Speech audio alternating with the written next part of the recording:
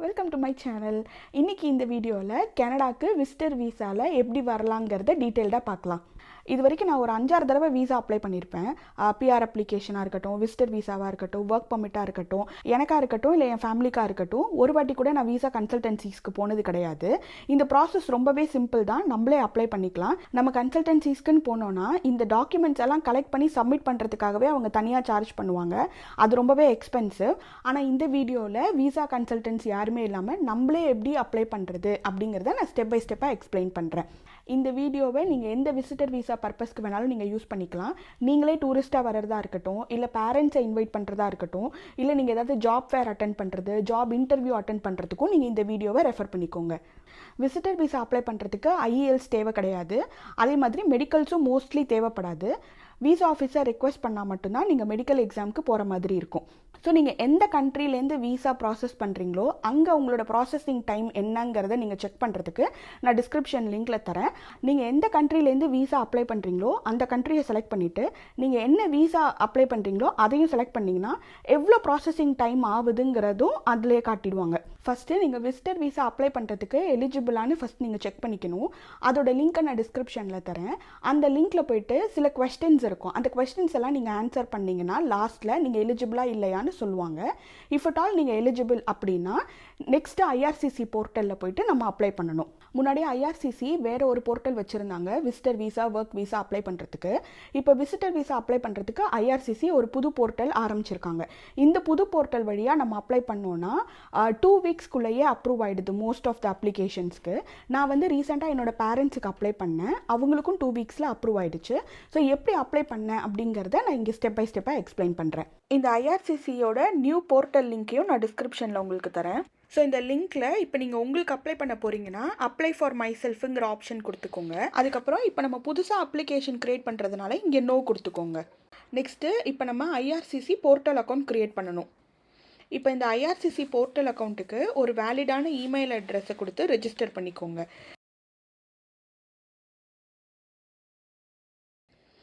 இப்போ நீங்கள் கொடுத்த அந்த இமெயில் அட்ரஸுக்கு ஒரு இன்விடேஷன் கோடு வரும். இந்த இன்விடேஷன் கோடை இப்போ நீங்கள் காப்பி பண்ணிக்கோங்க. இதை தான் நம்ம இப்போ ஐஆர்சிசி போர்ட்டல் அக்கௌண்ட்டில் சைன்அப்க்கு யூஸ் பண்ண போகிறோம். காப்பி பண்ண இன்விடேஷன் கோடை இங்கே பேஸ்ட் பண்ணிக்கோங்க. அதுக்கப்புறம் email address and password set பண்ணிக்கோங்க. உங்கள் பாஸ்போர்ட்டில் இருக்கிற last name and first name enter பண்ணிவிட்டு உங்களை ரீச் பண்ணுறதுக்கான ஒரு டெலிஃபோன் நம்பரையும் இங்கே என்டர் பண்ணிக்கோங்க. இந்த டீட்டெயில்ஸ் எல்லாம் என்டர் பண்ணதுக்கப்புறம் கீழே இருக்கிற சைன் அப் பட்டனை ப்ரெஸ் பண்ணிக்கோங்க. இப்போ இந்த சைன் அப்பை கன்ஃபார்ம் பண்ணுறதுக்காக நீங்கள் என்டர் பண்ண இமெயில் அட்ரஸுக்கு ஒரு வெரிஃபிகேஷன் கோடு வந்திருக்கும். அந்த வெரிஃபிகேஷன் கோடை காப்பி பண்ணிவிட்டு இந்த ஐஆர்சிசி பேஜில் வந்து பேஸ்ட் பண்ணி உங்களோட சைன் அப்பை கன்ஃபார்ம் பண்ணிக்கோங்க. அவ்வளோதான். இப்போ இதுக்கப்புறம் நம்ம நார்மலாக எப்படி ஒரு வெப்சைட்டில் சைன்இன் பண்ணுவோமோ அதே மாதிரி பண்ணிக்கலாம். நீங்கள் க்ரியேட் பண்ண இமெயில் அட்ரஸ் அண்ட் பாஸ்வேர்டை வச்சு நீங்கள் எவ்ரி டைம் சைன்இன் பண்ணும்போது இந்த மாதிரி ஒரு டேர்ம்ஸ் அண்ட் கண்டிஷன்ஸ் பேஜ் வரும். அதில் ஐ அக்ரீன் கொடுத்து நீங்கள் நெக்ஸ்ட் பேஜுக்கு ப்ரொசீட் பண்ணிக்கோங்க. ஸோ இதுதான் உங்களோட ஹோம் பேஜ் மாதிரி. இங்கே நீங்கள் புதுசாக ஒரு அப்ளிகேஷன் ஸ்டார்ட் பண்ணலாம். இல்லை நீங்கள் ஆல்ரெடி சப்மிட் பண்ண அப்ளிகேஷன்ஸையும் இங்கே பார்க்கலாம். இல்லை நீங்கள் பாதியில் விட்டு வச்சுருக்கிற அப்ளிகேஷனை கண்டினியூவும் பண்ணலாம். இப்போ நம்ம புதுசாக ஒரு அப்ளிகேஷன் க்ரியேட் பண்ணுறதுனால அப்ளை ஃபார் விசிட்டர் வீசா அந்த ஆப்ஷனை நம்ம சூஸ் பண்ணிக்கிறோம். அப்புறம் இது வந்து ஒரு ஜென்ரல் செக் மாதிரி உங்களோட எலிஜிபிலிட்டி, அப்புறம் உங்களோட ரெக்வயர்டு டாக்குமெண்ட்ஸ், அதுக்கப்புறம் என்னெல்லாம் ஸ்டெப்ஸ் இந்த அப்ளிகேஷனை கம்ப்ளீட் பண்ணுறதுக்கு இருக்குது அப்படின்ட்டு ஒரு ஜென்ரல் ஓவர்வியூ கொடுத்துருப்பாங்க. இதை அக்னாலேஜ் பண்ணிவிட்டு ஸ்டார்ட் அப்ளிகேஷன் கொடுத்துக்கோங்க. அப்புறம் நீங்கள் இந்த இடத்துல மோர் தென் 1 பர்சன் நீங்கள் அப்ளை பண்ண போகிறீங்கன்னா இங்கே எஸ் ஆர் நோ அதுக்கேற்ற மாதிரி கொடுத்துக்கோங்க. இங்கே இப்போ நான் வந்து ஒருத்தருக்கு தான் பண்ண போகிறேங்கிறதுனால நான் இந்த இடத்துல நோ கொடுத்துக்கிறேன். இந்த இடத்துல நீங்கள் என்ன டைப் ஆஃப் வீசா நீங்கள் அப்ளை பண்ண போகிறீங்கன்னு சூஸ் பண்ணிக்கோங்க. ஸோ இப்போ நம்ம விசிட்டர் வீசா பண்ண போகிறோம், அதனால் நான் அந்த ஆப்ஷன் கொடுத்துருக்கேன். அதுக்கப்புறம் இந்த வீசாவோட பர்பஸ் என்னன்னு கேட்டிருக்காங்க. இங்கே வந்து நிறைய ஆப்ஷன்ஸ் இருக்குது. இப்போ நீங்கள் வந்து டூரிஸ்ட்டாக வரீங்களா, இல்லை உங்கள் ஃபேமிலியோட ரீயூனைட் ஆக வரீங்களா, இல்லை நீங்கள் வந்து பேரண்ட்ஸ் ஆர் கிராண்ட் பேரண்ட்ஸாக இருந்து உங்களோட சன் ஆர் டாட்டரை பார்க்க வரீங்களா, அந்த மாதிரி நிறைய ஆப்ஷன்ஸ் இருக்குது. இதில் இப்போ நான் வந்து என்னோடய பேரண்ட்ஸ்க்கு பண்ணதுனால to visit my grandparent, grandchild அந்த ஆப்ஷனை நான் இங்கே சூஸ் பண்ணிக்கிறேன். அது மட்டும் இல்லாமல் இந்த இடத்துல நீங்கள் கனடா வந்தால் என்ன பண்ணுவீங்க, எந்தெந்த டேட்ஸில் என்னெல்லாம் பண்ண போகிறீங்கங்கிறத சும்மா ஒரு ஓவராலாக ஒரு 2-3 லைன்ஸுக்கு நீங்கள் இங்கே கொடுத்துக்கோங்க. அதுக்கப்புறம் நீங்கள் எப்போ கனடா வருவீங்க, ஸோ அதுக்கு ஒரு இயர், மந்த், டேட், அண்டு எப்போ நீங்கள் வந்து கனடாவை விட்டு போவீங்க அதுக்கு ஒரு year, month and date choose பண்ணிக்கோங்க. அண்ட் இந்த யூசிஏங்கிறது நீங்கள் ஆல்ரெடி கனடா வீசா ஏதாவது அப்ளை பண்ணியிருந்தீங்கன்னா உங்களுக்கு அந்த நம்பர் இருக்கும். ஃபர்ஸ்ட் டைம் பண்ணிங்கன்னா அந்த நம்பர் இருக்காது. ஸோ அது ஒரு ஆப்ஷனல் தான். நீங்கள் அதை டிஸ்கார்ட் பண்ணிவிட்டு சேவ் அண்ட் கண்டினியூ கொடுத்துக்கலாம். ஸோ இந்த பேஜில் நீங்கள் சூஸ் பண்ண பர்பஸ்க்கு ஏற்ற மாதிரி உங்களுக்கு என்னெல்லாம் டாக்குமெண்ட்ஸ் வேணும் அப்படிங்கிறத இந்த பேஜில் சொல்லியிருப்பாங்க. இப்போ நீங்கள் வேறு யாருக்காவது இந்த அப்ளிகேஷன் ஃபில் பண்ணுறதா இருந்தால் எஸ் கொடுங்க, இல்லைனா நீங்கள் நோ கொடுத்துக்கோங்க. இப்போ நீங்கள் யாருக்கு அப்ளை பண்ணுறீங்களோ அவங்களோட ட்ராவல் டாக்குமெண்ட் இன்ஃபர்மேஷன்லாம் இங்கே சப்மிட் பண்ணணும். அவங்களோட லாஸ்ட் நேம், ஃபர்ஸ்ட் நேம், அவங்களோட டேட் ஆஃப் பர்த், அவங்களோட ஜெண்டர், இதை எல்லாத்தையும் கொடுத்துட்டு சேவ் அண்ட் கண்டினியூ கொடுத்துக்கோங்க. இந்த பேஜில் அவங்களோட ட்ராவல் டாக்குமெண்ட்டோட டீட்டெயில்ஸ்லாம் கொடுத்துக்கோங்க. பாஸ்போர்ட்டாக இருந்தால் என்ன டைப் ஆஃப் பாஸ்போர்ட் அண்ட் அதோட country code, nationality, passport number, date of issue, நீங்கள் ஆல்ரெடி கனடா வீசா வச்சுருக்கீங்களா, இல்லை யூஎஸ் வீசா வச்சுருக்கீங்களா, இல்லை நீங்கள் கனடாக்கு ஏரில் ட்ராவல் பண்ணுவீங்களா, இந்த மாதிரி டீட்டெயில்ஸ் எல்லாம் என்டர் பண்ணிக்கோங்க. நெக்ஸ்ட்டு இந்த பேஜில் அப்ளிகண்ட்டோட சிட்டிசன்ஷிப் டீட்டெயில்ஸ் எல்லாம் என்டர் பண்ணிக்கோங்க. அடுத்து நேஷ்னல் ஐடென்டிட்டி டாக்குமெண்ட் அப்ளிகண்ட்டோடது. இது வந்து எல்லா கண்ட்ரிக்கும் செட் ஆகாது. இப்போ நம்ம கண்ட்ரி, இப்போ இந்தியா அப்படின்னா நீங்கள் வந்து ஆதார் கார்டை இந்த இடத்துல நீங்கள் யூஸ் பண்ணிக்கலாம். அப்ளிகண்ட்டோட Aadhaar card number and other டீட்டெயில்ஸை இந்த இடத்துல ப்ரொவைட் பண்ணுங்கள். அப்புறம் இந்த பேஜில் உங்களுக்கு வேறு ஏதாவது பேர் நீங்கள் பாஸ்ட்டில் யூஸ் பண்ணியிருந்தீங்கன்னா அதுக்கு எஸ் கொடுத்தீங்கன்னா அதோட டீட்டெயில்ஸ் எல்லாம் கொடுக்கணும். இல்லைனா நோ கொடுத்துட்டு சேவ் அண்ட் கண்டினியூ கொடுத்துருங்க. அதுக்கப்புறம் அப்ளிகண்ட்டோட காண்டாக்ட் அட்ரஸ், அதாவது நீங்கள் எங்கே தங்கியிருக்கீங்களோ அதோட அட்ரஸ், மெயிலிங் அட்ரஸ், அண்ட் அது மட்டும் இல்லாமல் லாஸ்ட் 5 இயர்ஸ் நீங்கள் எந்த அட்ரஸ்லலாம் தங்கியிருந்தீங்களோ அதோட டீட்டெயில்ஸையும் இங்கே என்டர் பண்ணிக்கோங்க. அடுத்து வந்து பயோமெட்ரிக்ஸ். இப்போ நீங்கள் வந்து ஆல்ரெடி வீசா அப்ளை பண்ணியிருந்து பயோமெட்ரிக்ஸ் ஆல்ரெடி கொடுத்துருந்தீங்கன்னா அது வேலிடாக இருந்துச்சுன்னா எஸ் கொடுத்துக்கோங்க. அப்படி இல்லை இது புதுசாக தான் நீங்கள் பண்ணுறீங்க, இதுக்கு முன்னாடி பயோமெட்ரிக்ஸ் நீங்கள் கொடுக்கல அப்படின்னா நோ கொடுத்துட்டு சேவ் அண்ட் கண்டினியூ கொடுத்துருங்க. அடுத்து இப்போ உங்களை யாராவது இன்வைட் பண்ணியிருக்காங்க அப்படின்னா அவங்களோட லாஸ்ட் நேம், அவங்களோட ஃபர்ஸ்ட் நேம், அவங்களுக்கு உங்களுக்கு என்ன ரிலேஷன்ஷிப், அவங்களோட மெயிலிங் அட்ரஸ், அவங்களோட காண்டாக்ட் நம்பர், அவங்களோட இமெயில் அட்ரஸ், இந்த டீட்டெயில்ஸ் எல்லாம் என்டர் பண்ணிக்கோங்க.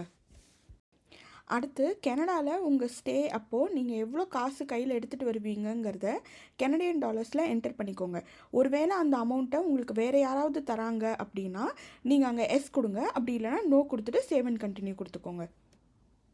அடுத்து அப்ளிகண்ட்டோட educational history, work history, other activities, இந்த டீட்டெயில்ஸ் எல்லாம் இங்கே என்டர் பண்ணிக்கோங்க.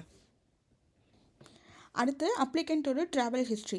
லாஸ்ட் 5 இயர்ஸில் நீங்கள் வேறு ஏதாவது கண்ட்ரிக்கு ட்ராவல் பண்ணியிருந்தீங்கன்னா நீங்கள் இங்கே எஸ் ஆப்ஷன் கொடுத்துக்கோங்க, அப்படி இல்லைனா நோ கொடுத்துட்டு சேவ் அண்ட் கண்டினியூ கொடுத்துக்கோங்க. அதுக்கப்புறம் நீங்கள் ஒரு வேளை கனடாவில் ஓவர் ஸ்டே பண்ணியிருந்தீங்க ஆர் உங்களோட வீசா ஆர் பெர்மிட் ஏதாவது டினை பண்ணியிருந்தாங்க அப்படின்னா அந்த டீட்டெயில்ஸ் எல்லாம் இங்கே என்டர் பண்ணிக்கோங்க. அப்புறம் இதெல்லாம் வந்து ஒரு நார்மல் ஃபார்மாலிட்டி செக்ஸ் தான். இதுக்கு மோஸ்ட்லி நோவாக தான் இருக்கும். இது வந்து உங்களோட மெடிக்கல் பேக்ரவுண்ட் கொஸ்டின்ஸ். நீங்கள் லாஸ்ட்டு 12 மந்த்ஸில் ஏதாவது ஐஆர்சிசி ஆத்தரைஸ்டு மெடிக்கல் எக்ஸாம் பண்ணியிருந்தீங்கன்னா எஸ் கொடுங்க, அப்படி இல்லைன்னா நோ கொடுத்துட்டு சேவ் அண்ட் கண்டினியூ கொடுத்துக்கோங்க. அகெயின் இது ஒரு மெடிக்கல் பேக்ரவுண்ட் கொஸ்டின்ஸோட ஃபாலோ அப் தான். உங்களுக்கு வேறு ஏதாவது ஹெல்த் கண்டிஷன்ஸ் இருக்கா அப்படின்ட்டு அதுக்கேற்ற மாதிரி எஸ் ஆர் நோ கொடுத்துக்கோங்க. அடுத்து அப்ளிகண்ட்டோட ஃபேமிலி இன்ஃபர்மேஷன் டீட்டெயில்ஸ் கொடுக்கணும். அவங்க வந்து மேரிட்னா அவங்களோட ஹஸ்பண்ட் ஒரு ஒய்ஃபோட டீட்டெயில்ஸ் கொடுக்கணும். சர் நேம், ஃபர்ஸ்ட் நேம் எல்லாமே ஆஸ் பர் பாஸ்போர்ட்டாக இருக்கணும். டேட் ஆஃப் பர்த், அவங்களோட கண்ட்ரி ஆஃப் பர்த், அவங்க என்ன ஆக்குபேஷனில் இருக்காங்க, அவங்களும் நீங்களும் ஒரே அட்ரஸில் தான் இருக்கீங்களா, அண்ட் உங்களோட ஸ்பௌஸோ இல்லை காமன் லா பார்ட்னரோ உங்களோட கனடாக்கு கூட வருவாங்களா, இந்த டீட்டெயில்ஸ் எல்லாம் கொடுக்கணும். இதுவும் ஃபேமிலி இன்ஃபர்மேஷனோட ஒரு கண்டினியூவேஷன் தான். அப்ளிகண்ட்டோட சில்ட்ரன் டீட்டெயில்ஸ் என்டர் பண்ணிக்கோங்க. சில்ட்ரனும் வந்து அக்கம்பெனி பண்ணுவாங்களா அப்படிங்கிற இன்ஃபர்மேஷனும் இதில் ப்ரொவைட் பண்ணணும். அதுக்கப்புறம் அப்ளிகண்ட்டோட பேரண்ட்ஸ் டீட்டெயில்ஸ். இப்போ உங்களுக்கு பேரண்ட்டோட டேட் ஆஃப் பர்த்லாம் தெரியல அப்படின்னா நீங்கள் அன்னொன்று கொடுத்துக்கலாம். இந்த டீட்டெயில்ஸ் எல்லாம் என்டர் பண்ணிவிட்டு சேவ் அண்ட் கண்டினியூ கொடுத்துக்கோங்க. அப்புறம் இது வந்து அப்ளிகண்ட்டோட லாங்குவேஜ் டீட்டெயில்ஸ், அவங்களோட நேட்டிவ் லாங்குவேஜ் அண்ட் அவங்க வந்து இங்கிலீஷில் கம்யூனிகேட் பண்ணுவாங்களா இல்லை வேறு ஏதாவது லாங்குவேஜில் கம்யூனிகேட் பண்ணுவாங்களா, இந்த மாதிரி டீட்டெயில்ஸ் எல்லாம் இங்கே கொடுத்துக்கோங்க. அதுக்கப்புறம் அப்ளிகண்ட்டோட இமெயில் அட்ரஸ் இங்கே என்டர் பண்ணிவிட்டு சேவ் அண்ட் கண்டினியூ கொடுத்துக்கோங்க. அதுக்கப்புறம் அப்ளிகண்ட்டோட டெலிஃபோன் டீட்டெயில்ஸ். இந்த பேஜில் இப்போ இது வரைக்கும் நம்ம ஃபில் பண்ண இன்ஃபர்மேஷனோட சம்மரி இருக்கும். இதை நீங்கள் எல்லாத்தையும் எக்ஸ்பேண்ட் ஆல் கொடுத்துட்டு நீங்கள் எல்லாத்தையும் கரெக்டாக என்டர் பண்ணியிருக்கீங்களான்னு ஒரு வாட்டி செக் பண்ணிக்கோங்க. இஃப் இட் ஆல் ஏதாவது ஒரு கேட்டகரி நீங்கள் ஏதாவது எடிட் பண்ணணுன்னா நீங்கள் இங்கே எடிட் ஆப்ஷன் கொடுத்து அந்த பர்டிகுலர் பிளாக்கை மட்டும் நீங்கள் எடிட் பண்ணிக்கலாம். இதெல்லாம் முடிச்சதுக்கப்புறம் சேவ் அண்ட் கண்டினியூ கொடுத்துக்கோங்க. ஸோ இந்த பேஜில் தான் நம்ம சப்போர்ட்டிங் டாக்குமெண்ட்ஸ் எல்லாத்தையும் அப்லோட் பண்ணணும். அண்டு ஒரு அப்லோடிங் டாக்குமெண்ட்டும் வந்து 2 MBக்கு மேலே இருக்கக்கூடாது. அண்டு இங்கே வந்து என்ன சப்போர்ட்டிங் டாக்குமெண்ட்டோட ஃபார்மேட்ஸ் எல்லாம் கொடுத்துருப்பாங்க. இப்போ for example national identity document, நம்மளோட ஆதார் கார்டு, அப்புறம் வந்து passport document, proof of funds, அதுக்கப்புறம் வந்து இப்போ நீங்கள் கரண்ட்டாக ஒர்க்கிங்காக இருந்தீங்க அப்படின்னா உங்களோட எம்ப்ளாயர் லெட்டர், அண்ட் வேறு ஏதாவது நீங்கள் உங்கள் அப்ளிகேஷனை ஸ்ட்ராங் ஆக்கிறதுக்கு ஏதாவது டாக்குமெண்ட் ப்ரொவைட் பண்ணணும்னு நீங்கள் நினச்சிங்கன்னா அது எல்லாத்தையும் அடிஷ்னல் டாக்குமெண்ட்ஸில் நீங்கள் ப்ரொவைட் பண்ணிக்கலாம். இந்த டாக்குமெண்ட்ஸ் எல்லாம் அப்லோட் பண்ணதுக்கப்புறம் ரிமைனிங் ஸ்டெப்ஸ் வந்து ஃபீஸும் கன்சென்ட் அண்ட் டிக்ளரேஷன் ஒரு ஃபார்ம் சும்மா நீங்கள் சைன் பண்ணுவீங்க. இதை பண்ணிட்டீங்கன்னா லாஸ்ட் ஸ்டெப் வந்து கம்ப்ளீஷன். ஒன்ஸ் நீங்கள் உங்களோட டாக்குமெண்ட்ஸ் எல்லாம் அப்லோட் பண்ணதுக்கப்புறம் நெக்ஸ்ட் ஸ்டேஜ் வந்து ஃபீஸ் பே பண்ணுறது. ஸோ விசிட்டர் விசாக்கு $100, பயோமெட்ரிக்ஸ்க்கு $85. ஸோ டோட்டலாக $185 நீங்கள் பே பண்ணுவீங்க. ஒன்ஸ் நீங்கள் ஃபீஸ் பே பண்ணதுக்கப்புறம் உங்களுக்கு சப்மிஷன் கன்ஃபர்மேஷன் வரும். அதுலேருந்து 1 or 2 டேஸ்க்குள்ளே உங்களுக்கு பயோமெட்ரிக்ஸ் கலெக்ஷன் லெட்டர்னு ஒன்று வரும். அந்த பயோமெட்ரிக்ஸ் கலெக்ஷன் லெட்டரை நீங்கள் உங்களோட நியரஸ்ட் விசா அப்ளிகேஷன் சென்டருக்கு எடுத்துகிட்டு போயிட்டு பயோமெட்ரிக்ஸ் சப்மிட் பண்ணுவீங்க. நீங்கள் ஒன்ஸ் சப்மிட் பண்ணுற பயோமெட்ரிக்ஸ் உங்களுக்கு 10 years வரைக்கும் வேலிடிட்டி இருக்கும். ஸோ நீங்கள் நெக்ஸ்ட்டு ஒரு வேளை ஒர்க் பர்மிட் நீங்கள் அப்ளை பண்ணுறதா இருந்தால் நீங்கள் திரும்பியும் பயோமெட்ரிக்ஸ் சப்மிட் பண்ண தேவையில்லை. பயோமெட்ரிக்ஸ் ஃபீஸும் பே பண்ணுற அவசியம் இருக்காது. நீங்கள் பயோமெட்ரிக்ஸ் சப்மிட் பண்ணதுக்கப்புறம் உங்களோட வீசா ப்ராசஸ் ஆக ஆரம்பிக்கும். நீங்கள் எந்த அளவுக்கு ஸ்ட்ராங்காக உங்களோட டாக்குமெண்ட்ஸை சப்மிட் பண்ணியிருக்கீங்களோ அந்த அளவுக்கு குயிக்காக உங்களோட வீசா ப்ராசஸ் ஆகிடும். உங்களோட வீசா அப்ரூவ் ஆனதுக்கப்புறம் உங்களுக்கு ஒரிஜினல் பாஸ்போர்ட் ரெக்வெஸ்ட்னு ஒரு லெட்டர் வரும். அந்த லெட்டரையும் உங்களோட ஒரிஜினல் பாஸ்போர்ட்டையும் எடுத்துகிட்டு போய் உங்களோட நியரஸ்ட் வீசா அப்ளிகேஷன் சென்டரில் போயிட்டு சப்மிட் பண்ணிடுவீங்க. அதுலேருந்து 1 or 2 வீக்ஸ்க்குள்ளே உங்களோட வீசா ஸ்டாம்ப் ஆகி உங்களோட பாஸ்போர்ட் வந்துடும். நான் இப்போ ப்ரெக்னெண்ட்டாக இருக்கிறதுனால என்னோட பேரண்ட்ஸுக்கும் என்னோட ஹஸ்பண்டோட சிஸ்டருக்கும் இப்போ தான் விசிட்டர் வீசா அப்ளை பண்ணோம். அவங்களுக்கு சீக்கிரமாகவே 2 வீக்ஸ்லேயே வீசா ப்ராசஸ் ஆகி வந்துருச்சு. நான் என்னெல்லாம் டாக்குமெண்ட் சப்மிட் பண்ணேங்கிறத நான் குயிக்காக இங்கே லிஸ்ட் பண்ணுறேன். என்ன மாதிரியே நீங்களும் உங்கள் பேரண்ட்ஸுக்கு கனடாலேருந்து நீங்கள் விசிட்டர் வீசா அப்ளை பண்ணுறீங்கன்னா இது உங்களுக்கு ரொம்பவே யூஸ்ஃபுல்லாக இருக்கும். இதே மாதிரி பிஆர் அப்ளிகேஷனும் எந்த கன்சல்டன்சியும் இல்லாமல் நம்மளே எப்படி அப்ளை பண்ணுறதுங்கிறத நான் இன்னொரு வீடியோவில் எக்ஸ்பிளைன் பண்ணுறேன். இப்போ நான் உங்களுக்கு எக்ஸ்பிளைன் பண்ண ப்ராசஸில் ஏதாவது டவுட்ஸ் இருந்துச்சுன்னா நீங்கள் கமெண்ட்ஸில் சொல்லுங்கள். நான் அதை கிளாரிஃபை பண்ண ட்ரை பண்ணுறேன். இந்த வீடியோ உங்களுக்கு ரொம்ப யூஸ்ஃபுல்லாக இருக்கும்னு நம்புகிறேன். தேங்க்யூ, பாய்.